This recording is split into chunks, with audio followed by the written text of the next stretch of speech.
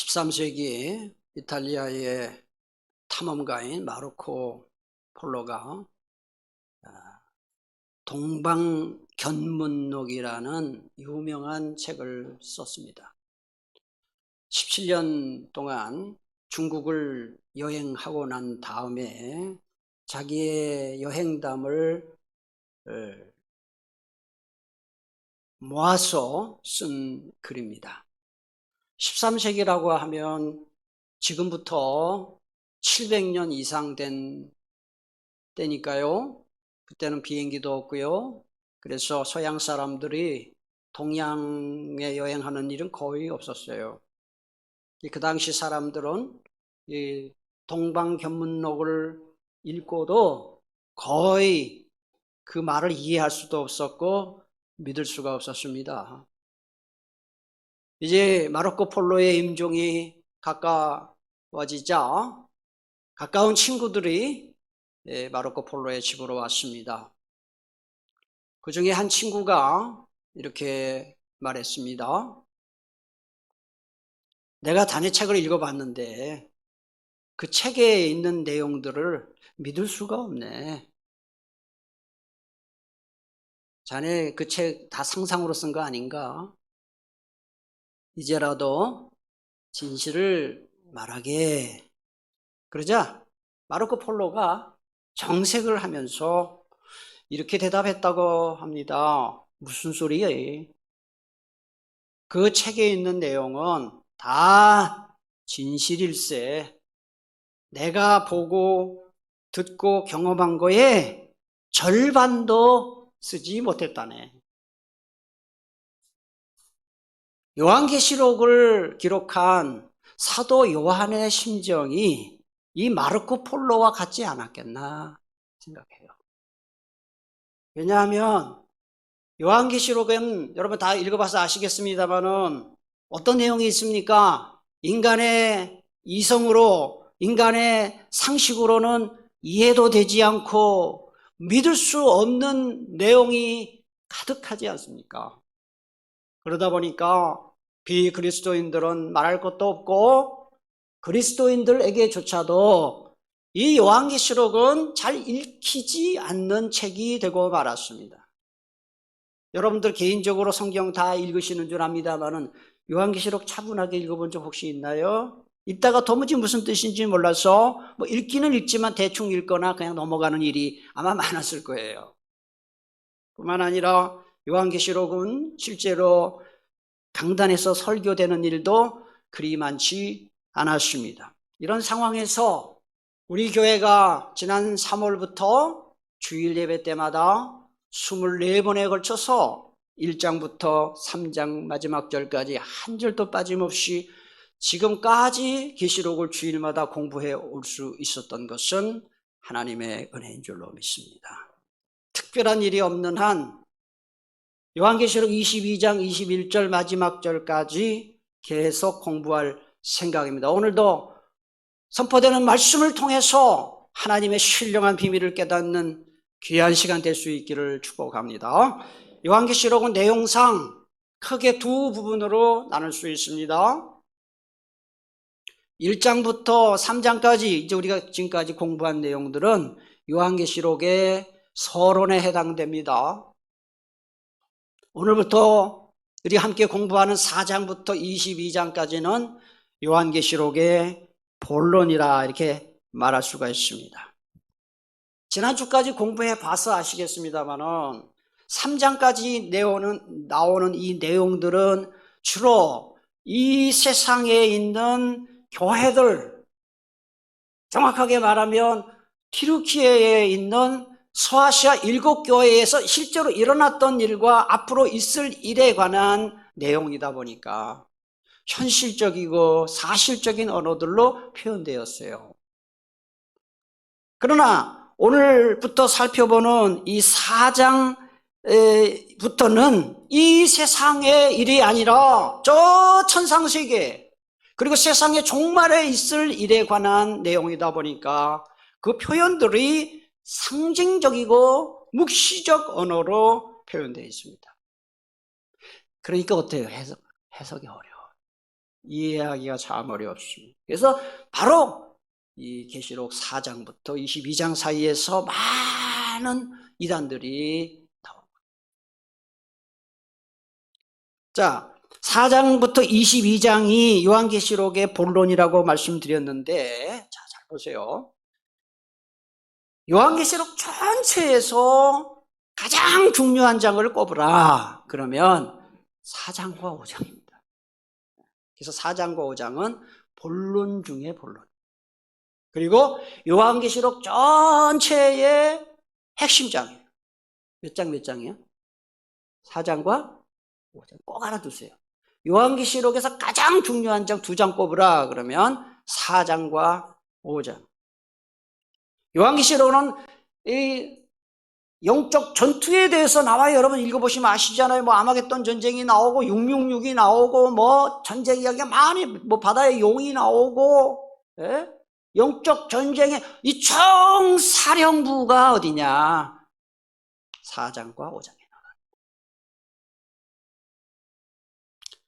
그래서 성부, 성자, 성령 이 삼위 하나님께서 하늘 성전에서 회의하는 모습, 그리고 천사들과 성도들이 하나님을 예배하는 모습을 기록한 그 내용이 하늘 성전 환상, 오전 회의 환상이 4장과 5장에 나와요.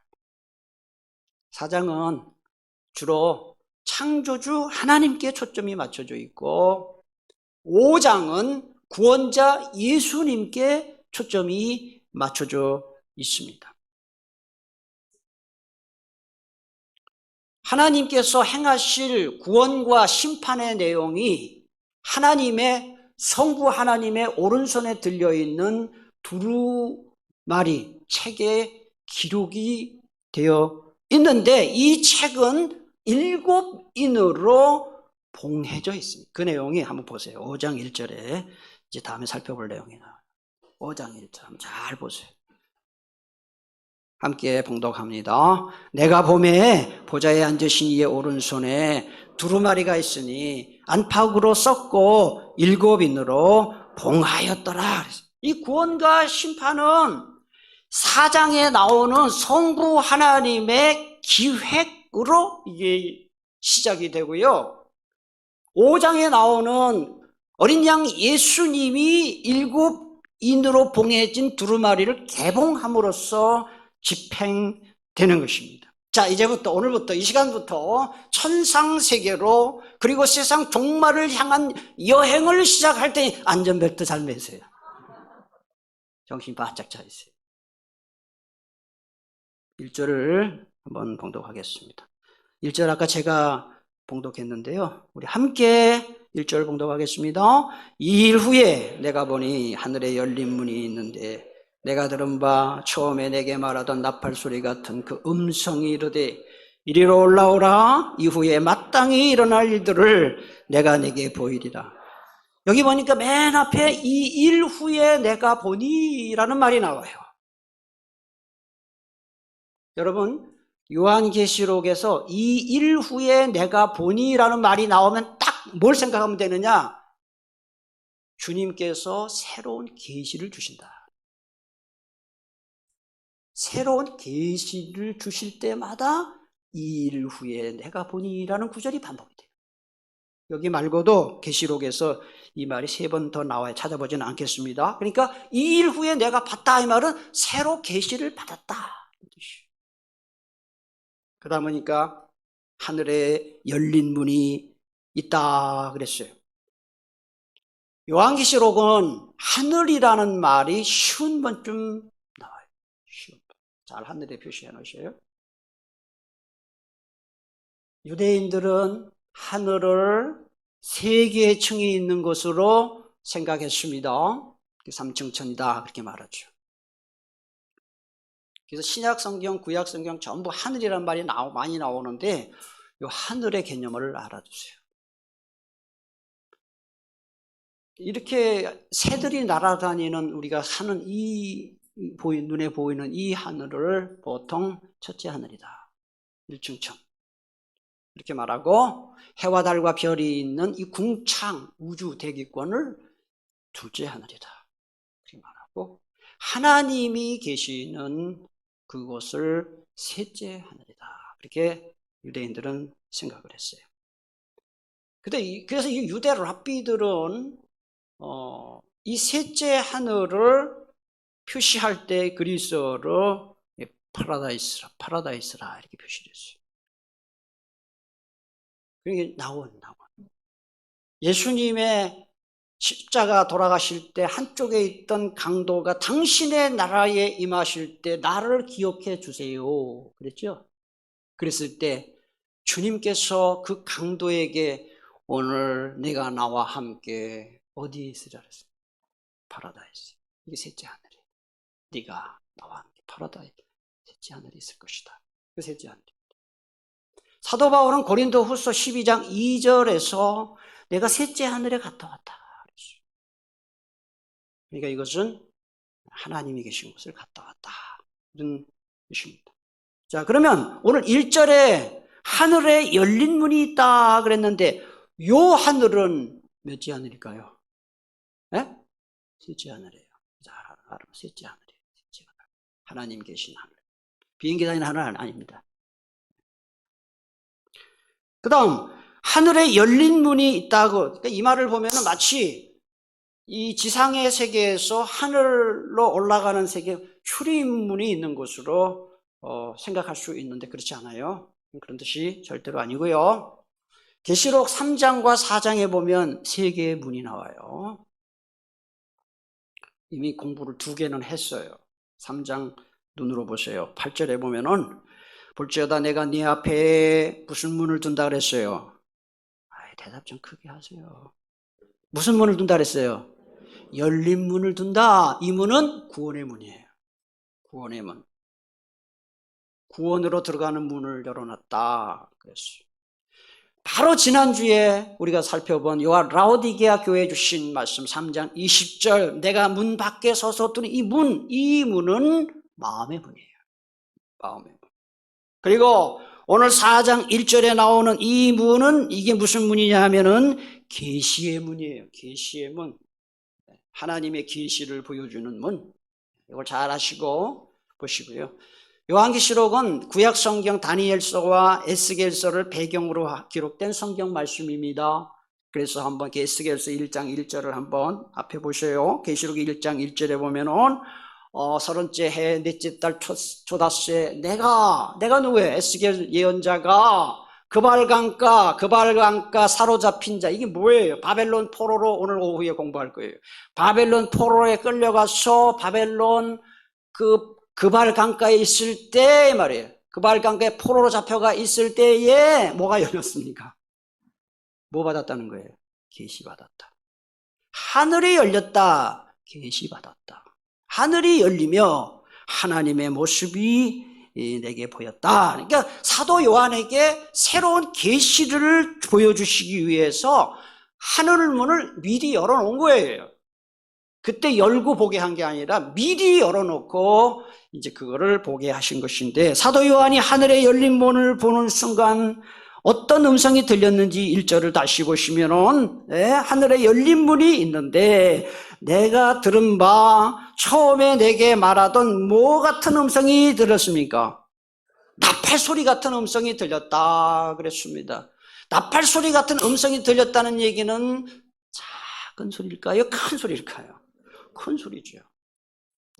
나팔 소리 같이 큰 음성이 들렸다 그랬어요. 그런데 이 나팔 소리 같은 음성이 누구의 음성이냐? 요한이 처음 들은 소리가 아니고 1장에서 처음 계시 받았을 때 이미 들었던 소리인데요. 1장 10절을 보겠습니다. 한번 보겠습니다.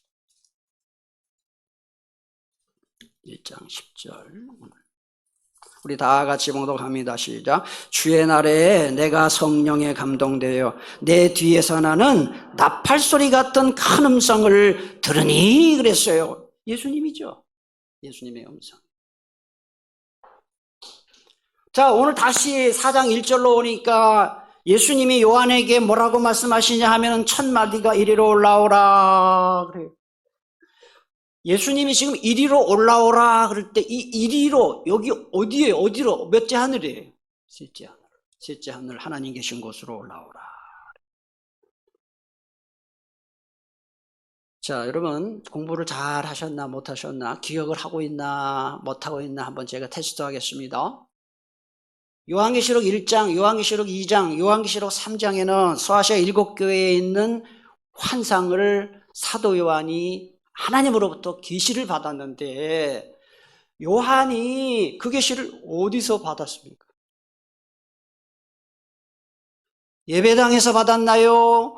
도미티아누스 황제의 핍박과 유배를 가가지고 반모섬에 가서 받았나요? 답까지 다 가르쳐주면서 대답을 하라 그래요. 내가 이렇게 착하게 설교를 해요. 자, 1장 9절을 보세요. 1장 9절. 여러분 이거 처음 듣는 것처럼 막 그러니까 제가 굉장히 당황을 했어요. 답을 얘기하면 안 되는데. 1장 9절을 한번 읽겠습니다. 시작. 나 요한은 너희 형제요 예수의 환난과 나라와 참음에 동참하는 자라. 하나님의 말씀과 예수를 증언하였으므로 말미암아 그 반모섬 기억나시죠, 그죠? 제가 이 튀르키예하고 그리스하고 이탈리아 로마에 두 번은 성지순례를 갔다 왔는데요. 여기를 안 갔어요, 그때. 반모섬을 안 갔어요.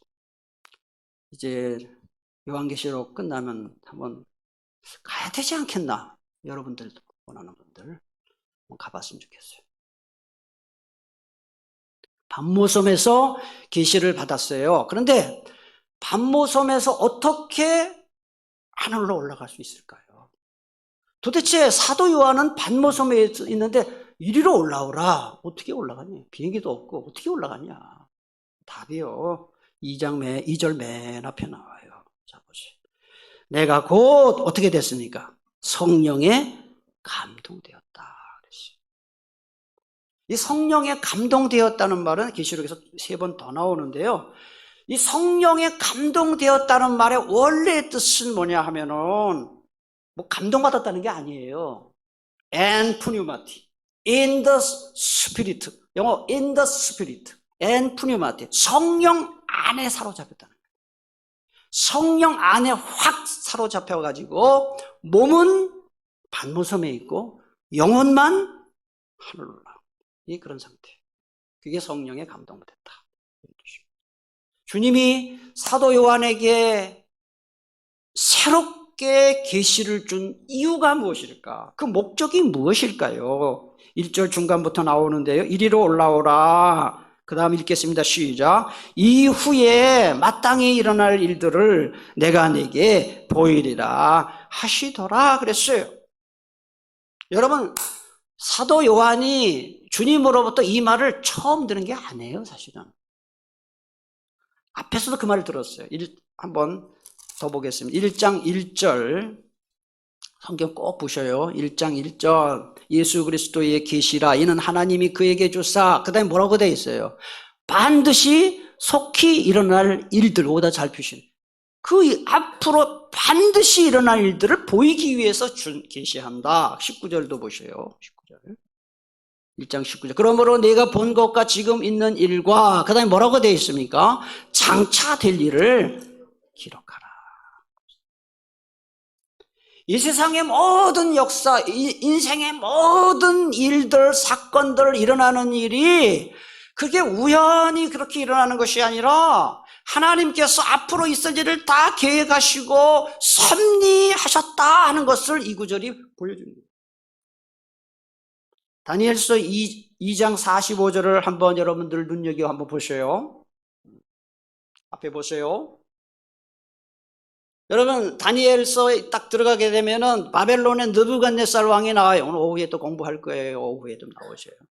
느부갓네살 왕이 꿈을 꾸는데 희한한 꿈을 꿔요. 그래서 다니엘 예언자가 하나님의 지혜를 받아서 해석해주는 이 장면이에요. 손대지 아니한 돌이 산에서 나와서 손대지 아니한 돌, 인간이 만든 돌이 아니라 아무도 손대지 않은 돌, 예수 그리스도 메시아가 앞으로 와서 이 말입니다. 여기 보면 새와 놋과 진흙과 은과 금을 그래서 이거는 전부 뭘 가리키느냐? 바벨론 제국, 페르시아 제국, 헬라 제국, 로마 제국, 앞으로 이 세계사에 펼쳐지는 이 제국들을 하나님이 나중엔 다 망하게 하고 하나님 나라가 임할 것이다.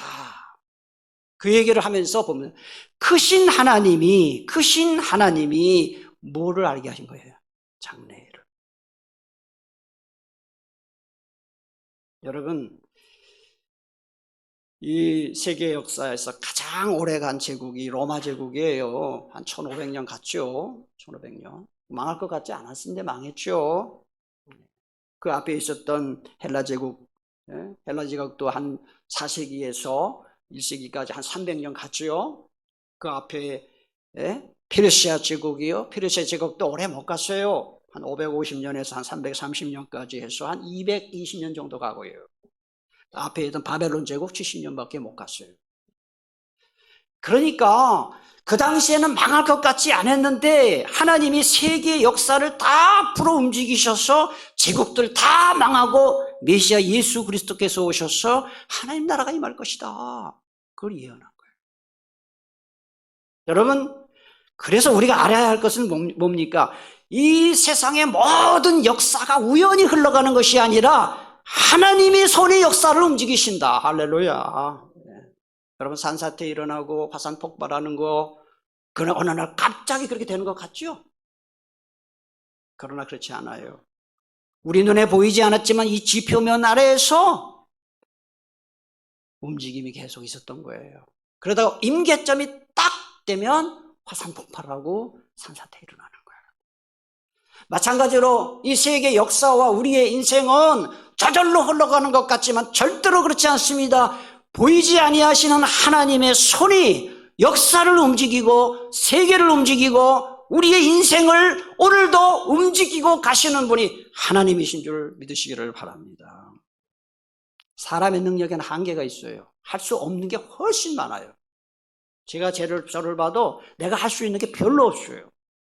중요한 거는 다 하나님이 하셔요. 저는 이 세상에 태어나고 싶어 오지 않았어요. 어쩌다 보니까 나왔더라고요. 어쩌다 보니까 쌍둥이로 났어요. 내가 뭐 쌍둥이 나고 싶은 적이 없어요. 또 내 장남이에요. 나 장남 나고 싶지 않았어요.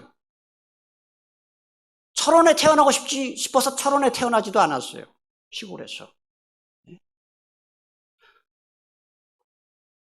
뭐 결혼이나 뭐 목사가 된 거나 여기까지 가만히 여러분 중요한 거 다 내 마음대로 안 돼요. 결혼하고 싶어서 결혼했어요. 여러분 옆에 있는 분하고. 괜히 결혼했다 그런 사람도 있죠. 자기 선택이 아니에요. 중요한 거는 하나님이 다 하시는 거예요. 아동문학가 강소천 선생님이 동시 중에 병아리라는 시가 있는데 제가 그 시를 읽다가 재밌는 구절이 나오더라고요. 병아리 얘기. 물 한 모금 머금고 구름 한 번 쳐다보고 물 한 모금 또 물 한 모금 머금고 하늘 한 번 쳐다보고 세상에 있는 많은 동물 중에 가장 믿음 좋은 동물이 닭이에요. 모이를 먹든지 물을 먹든지 한 번 먹을 때마다 먹고 감사. 먹고 감사. 우리 감사 안 하죠. 식사기도 빼먹고 잊어먹고 안 하고. 여러분, 땅을 보는 시야와 하늘을 보는 시야가 다 필요합니다. 이 땅에서 최선을 다해 살 때 우리 인생을 주관하시는 분은 하나님이신 줄 알고 하나님 바라보며 사시기를 축복합니다. 자, 사도 요한이 하늘에 올라가서 가장 먼저 본 게 뭔가 한번 보겠습니다. 2절. 우리 2절을 봉독합니다. 시작. 내가 고 성령에 감동되었다. 사도 요한이 가장 먼저 하늘 위에 올라가서 본 것은 보좌 위에 계신 하나님이에요. 제가 설교 초두에 말씀드린 대로 4장 이하에 기록된 계시록의 내용은 요한이 실제로 있는 것을 본 것이 아니라 하나님께서 주후 1세기 말에 사는 그리스도인들에게 하나님의 계획을 알려주시기 위해서 뭘 보여준 거예요? 환상을 보여준 거예요. 여러분 그걸 염두에 두셔야. 그러니까 실제로 하늘에 보좌가 있고 우리 하나님께서 허리가 아파서 오고 그 앉아있는 그거 아니에요. 그냥 하나님이 어떤 분이신지를 설명하려고 이런 환상을 요한에게 보여주는 거예요. 쉽게 설명하려고. 이게 계시록에 나오는 내용들은 실제로 그런 것이 아니라 그거를 설명하지 말고 그래서 하나님이 어떤 분이신지를 봐야 되는 거예요. 무슨 뜻인지 이해가시죠? 그 염두에 두고 성경을 보세요. 다 상징이에요. 자, 2절에 보니까 하늘의 보좌를 베풀었다 그랬는데 이 말은 하늘의 보좌가 놓여 있었다라는 뜻이, 보좌라는 단어를 잘 보세요. 보좌라는 단어가 이 번역 성경에, 다른 번역 성경에 보면은 옥좌, 어좌. 여러분 옥좌, 어좌라고 하면 우리나라 역사에 말하면 누가 앉는 자리예요? 왕이 앉는 자리예요. 그런 뜻이에요. 영어 throne이라는 말도 왕이 앉는 자리예요. 아주 권위 있는 자리예요. 결국은 보좌라는 말은 왕좌, 왕권을 의미하는 거예요. 이 보좌라는 단어가 신약 성경 전체에서 62번 나와요. 2번 나오는데 62번, 신약 성경 전체에서 62번 나오는데 그 중에 76%인 47번 요한계시록에 나와요. 그리고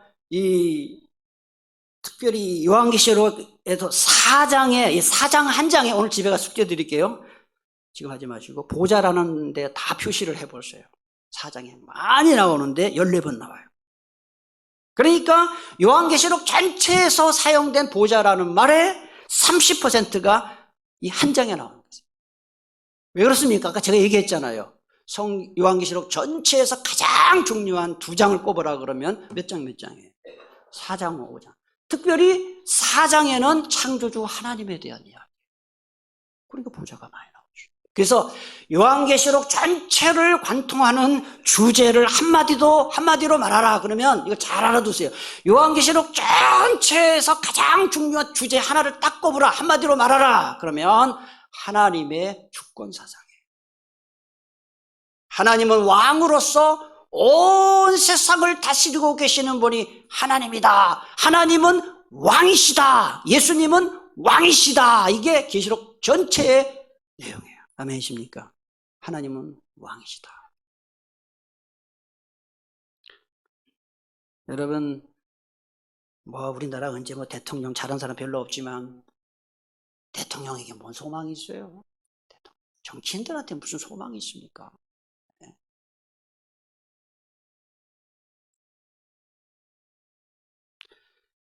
이 나라와 역사를 움직이는 것은 절대로 사람이 아니라 여러분의 지금 인생을 섭리하는 것도 하나님이심을 꼭 믿으시기 바랍니다. 요한계시록 19장 6절 요거 한번 같이 읽겠습니다. 시작. 할렐루야. 주 우리 하나님 곧 전능하신 이가 통치하시도다. 믿으세요? 하나님이 통치하는 거. 시편 47편 8절 하나님이 뭇 백성을 다스리시며 하나님이 그의 거룩한 보좌에 앉으셨도다. 시편 103편 19절 여호와께서 그의 보좌를 하늘에 세우시고 그의 왕권으로 만유를 다스리시도다. 시편 11편 4절 여호와께서는 그의 성전에 계시고 여호와의 보좌는 하늘에 있으며 그의 눈이 인생을 통촉하시고 그의 안목이 그들을 감찰하. 여기 보면 인생을 통촉한다. 여러분 사극 많이 혹시 보셔요? 우리나라 사극. 사극 보면은 신하들이 옥좌에 앉아있는 왕에게 성은이 만극하옵니다. 통촉하시옵소서 그래. 이 통촉하시옵소서. 그래서 옛날에 미국에 인터넷 없을 때 교포 LA에 사는 어떤 한인 교회 장로님이 옛날 비디오로 사극을 우리나라 연속극을 비디오로 막 빌려가지고 토요일날 하루 종일 비디오 보고 그 다음날 대표기도 가서 성은이 만극하옵니다. 통촉하시옵소서 그랬대잖아요. 근데 그게 틀린 말이 아니에요, 사실은. 우리 하나님이 왕이시거든요. 왕이시고. 여러분, 우리가 그래서 오늘 제가 기도도 했습니다만 내 마음대로 사는 게 왜 죄예요? 하나님이 주인인데, 하나님이 왕이신데. 할렐루야. 네. 자, 요한계시록 기록될 당시에 누가 황제였냐면 도미티아누스예요. 이 도미티아누스가 로마 황제로서 세상을 다스리고 있었습니다. 그 당시 로마인들은 로마의 모든 신들을 판테온이라는 곳에 다 모셨어요. 로마의 신이 얼마나 많은지 몰라요. 제가 여기 가봤죠. 가봤는데요. 그 안에 가면은 요런 신 모신 곳, 저런 신 모신 곳, 이 판테온에 판이라는 말이 그리스어로 판이라는 말이 영어로 all. 그 다음에 세온이라는 말은 신이라는 뜻이에요. 모든 신이에요. 모든 신. 그게 만신. 만신을 모신 곳. 완전 우상단지 모신 곳이죠. 예? 그래서 이 로마 사실은 신들을 사실 모시는 게 아니고 따지고 보면 사실은 로마 황제가 로마 제국을 효과적으로 통치하기 위해서 신을 이용한 거예요. 로마 황제가 다른 신들은 다 이용할 수 있었지만은 하나님만은 그렇게 할 수 없었어요. 왜? 하나님은 이 세상에 참 신이시요 왕이기 때문에. 요한계시록에 기록된 주후 1세기 말 그리스도인들이 하나님을 섬기기 위해서 하나님만이 주인이신데 왕을 주인으로 섬길 수 없어서 로마 황제 숭배를 거부했잖아요. 완전히 계란으로 파헤치는 일이죠. 그러나 그들은 로마 황제가 왕이 아니라 창조주 하나님만이 진정한 왕이심을 믿었기 때문에 많은 로마 신들 다 거짓이고 하나님만이 유일한 신이심을 믿었기 때문에 그 믿음 가지고 순교를 당할 수 있었던 것이죠. 계시록 4장과 5장의 하늘 보좌 환상, 그 다음에 오전회의 환상은 이 그 당시 핍박받는 사람들에게 엄청난 힘과 용기를 주었던 것입니다. 지난 2001년 미국의 뉴욕과 워싱턴 DC에 그 항공기 테러가 일어났죠. 9.11 테러. 9.11 테러가 일어났습니다. 여러분 9.11 테러가 일어났을 때 미국인들이 가장 먼저 했던 일이 무엇입니까? 수많은 상원, 하원, 의원 부부들이 교회로 달려가서 밤새워 하나님께 울며 기도했습니다. 모든 전국에 있는 교회들의 연쇄 24시간 기도에 들어가고 조지 W. 부시 미국 대통령은 여호와는 나의 목자시니 내게 부족함이 없으리로다라는 시편 23편을 인용하면서 국민들에게 기도를 부탁했어요. 우리 조국이 사는 길, 우리 인생이 잘 되는 길 역시 국방력을 강화하고 경제 성장하는 거기에 있는 것이 아니라 하나님을 나의 왕과 주인으로 믿고 섬기는 데 있는 것입니다. 여러분 어려움 당한 분 계셔요. 하나님 바라보세요. 마지막 3절입니다. 우리 3절을 다 같이 봉독하겠습니다. 앉으신 이의 모양이 벽옥과 홍보석 같고 또 무지개가 있어 보호자에 둘렸는데 그 모양이 녹보석 같다. 여기 3절의 핵심은 보호자의 모양이 어떻게 생겼냐, 사이즈가 얼마나 크냐 작으냐, 어떤 재질이냐, 그게 아닙니다. 여러분 다시 말씀드리지만 여기 나와 있는 건 전부 하나님이 어떤 분이신지를 설명하기 위해서 이렇게 한 거예요. 그래서 3절 한 구절에 보니까 무엇 같고 무엇 같더라 그랬어요. 하나님은 이렇다 이렇게 안 하고 하나님은 무엇 같고 무엇 같더라. 왜 이런 표현을 썼을까요? 두 가지 이유가 있어요. 첫째로 하나님은 우리 인간과는 달리 우리는 몸과 영이 있잖아요. 우리 하나님은 뭐는 없고 뭐만 있어요. 몸은 없고 영만 있어요. 그러니까 볼 수가 없어요. 눈에 보이는 분이 아니에요. 근데 가끔 보면은 위험한 기도하시는 분들이 있어요. 하나님, 살아계신 하나님을 보여주세요. 보고 싶어요. 그래, 죽으려면 무슨 짓을 못해. 나를 본 자는 죽는다 그랬는데 왜 성경을 성경대로 안 믿으세요? 하나님 어떻게 나타나요? 우리의 이 역사를 통해 삶을 통해 하나님 보는 거지 하나님 볼 수가 없어요. 하나님은 눈에 보이지 않기 때문에 하나님을 어떻게 표시합니까? 그러니까 무엇 같고 무엇 같더라.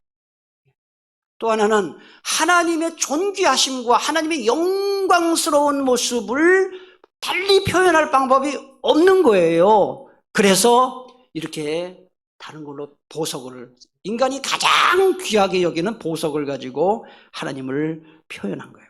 자, 그런데 3절에 보면 하나님의 모습을 세 가지 보석과 무지개로 표현했습니다. 자, 세 가지 보석이 뭐죠? 네, 별로 보석에 관심이 여러분이 없으니까 별로 얘기를 잘 안 하는 것 같은데요. 네. 고대 그리스 철학자인 플라톤은요, 요 벽옥, 홍보석, 녹보석을 보석의 대표다, 그렇게 할 정도로 이 보석은 가장 귀한 보석이었습니다. 여기 벽옥은 해보세요. 벽옥은 제스퍼라고 영어로 보면 제스퍼라고 번역이 되는데요. 요한계시록 21장에 보면 나중에 다 설교하겠습니다만 새 하늘과 새 땅의 모습을 잘 설명을 해요. 여러분, 새 하늘과 새 땅을 한자로 하면 어떻게 돼요? 신천지요. 신천지 얘네들이 이거를 자기들이 갖다 쓰니까 우리 신천지 하면 나쁜 걸로 생각하는데 새 하늘과 새 땅이 신천지거든요. 천국을 말하는 것이죠. 그래서 요한계시록 21장에 보면 이 나중에 이 천국의 모습이 어떤지를 전부 뭘로 설명을 했냐면 보석으로 설명을 해요. 보석으로 설명하는데 가장 첫 번째 나오는 보석이 벽옥이에요. 한번 보세요. 요한계시록 21장 11, 18, 19절인데요. 같이 한번 쫙 한번 읽으면서 벽옥이 나올 때는 소리 크게 해서 한번 읽겠습니다. 시작. 하나님의 영광이 있어 그 성에 지극히 귀한 보석 같고 벽옥과 같더라. 그 성곽은 벽옥으로 쌓였고 그 성은 정금인데 유리 같더라. 그 성의 성곽의 기초석은 각색 보석으로 꾸몄는데 첫째 기초석은 벽옥이요, 둘째는 남보석이요, 셋째는 옥수요, 넷째는 녹보석이요. 이게 벽옥이 맨 앞에 나와요. 그러니까 귀하다, 아주 귀한 것이다.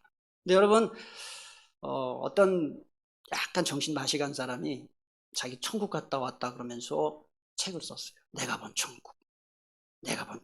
근데 거기 보면 천국 갔더니 무슨 보석으로 되어 있고 무슨 보석으로 되어 있고, 그 사람 이름이 펩시콜라, 펄시콜렛. 그 한동안 우리나라에서 막 여기 마가의 다락방도 왔었어요. 가자동. 제가 다시 말씀드립니다. 천국을 이렇게 보석처럼 표시한 것은 실제로 천국이 보석이란 뜻이 아니에요. 여러분, 만약에 천국에 가는데 진짜로 길도 보석이고 아파트도 뭐 보석이고 그러면 난 그거 안 가요. 숨 막혀서 다 보석이면 흘리기 좋지. 채소도 키우고 나무도 보고 식물도 봐야지. 그냥 보석으로 탁 깔리고 그게 무슨 천국이에요. 그러니까 이거는 영광스러운 천국을 그렇게 표시한 거예요. 그러니까 여러분들이 그런 어떤 책을 읽거나 그런 간증을 듣고 은혜 받고 아멘 하면 정신 나가 그런 짓 하지 마세요. 그건 다 이거는 상징이다 하는 거예요. 상징. 그다음 홍보석이 나와요. 홍보석은 뭐냐? 루비예요. 루비로 보통 번역이 되고요. 이거는 대제사장의 흉패의 보석이 12개가 있는데 그 맨 앞에 보면 홍보석이 구약에 나와요. 홍보석. 그 다음에 세 번째가 녹보석인데요. 녹보석은 에메랄드라고 번역을 할 수가 있습니다. 이 세 가지 보석들은 말할 수 없는 하나님의 영광, 주권을 표현한 상징으로 쓰인 거예요. 굳이 의미를 찾자면 벽옥은 거룩하신 하나님, 홍보석은 빛이잖아요. 하나님의 심판하시는 하나님. 그 다음에 녹보석, 무지개. 여러분, 무지개 하면 노아 생각나잖아요. 대홍수 후에 하나님이 노아에게 무지개를 보여주시면서 이후로는 내가 다시는 이 세상을 물로 어떻게 하지 않겠다, 심판하지 않겠다. 심판 중에도 자비로우신 하나님을 표현하는 그게 바로 무지개, 녹보석 같은 무지개다 하는 것입니다. 여러분, 로마 제국의 엄청난 핍박 속에서도 그리스도인들이 이렇게 견딜 수 있었던 것은 바로 이런 영광스러운 하나님을 생각했기 때문에 그게 가능했던 것입니다. 사는 게 힘들고 어려운 분 많이 계시는 줄 압니다. 하나님 바라보고 사시기 바랍니다. 하나님 의지하세요. 하나님께 기도하세요. 구약에 보면 이스라엘의 왕들이 많이 나오는데 42명이 나와요. 42. 그래서 사울, 다윗, 솔로몬 3명하고 나중에 북이스라엘의 19명의 왕과 남유다의 20명 합쳐서 42명의 왕들이 나오는데 그 42명의 왕 무덤 아무도 몰라요. 확인된 왕의 무덤이 하나도 없어요. 반면에 고대 이집트의 파라오들은 파라오로 재직하는 동안에, 바로라고 하죠 성경에서, 파라오로 재직하는 동안에 수십 년 동안, 수백 년 동안 자기 무덤을 미리 만들었어요. 그게 뭐예요? 피라밋이에요. 피라밋. 자, 고대 이집트의 그 피라밋 만든 파라오들과 무덤조차 전혀 찾을 길 없는 이스라엘의 42명의 왕들이 우리에게 무엇을 교훈합니까? 이 세상의 영웅 호걸들 하나님 앞에는 아무것도 아니다. 오직 영광 받으실 분은 하나님밖에 없다 하는 것을 이스라엘의 역사가 보여주고 있는 것입니다. 영국 캠브리지 대학의 루이스 교수의 말을 소개하면서 설교를 마치겠습니다. 한번 같이, 이 좋은 말이거든요. 같이 한번 읽겠습니다. 시작. 하늘을 바라보는 사람은 땅을 덤으로 얻게 될, 이번 한 주간 하늘 바라보며 사시기를 축복합니다. 기도하겠습니다. 오늘 주신 말씀 붙들고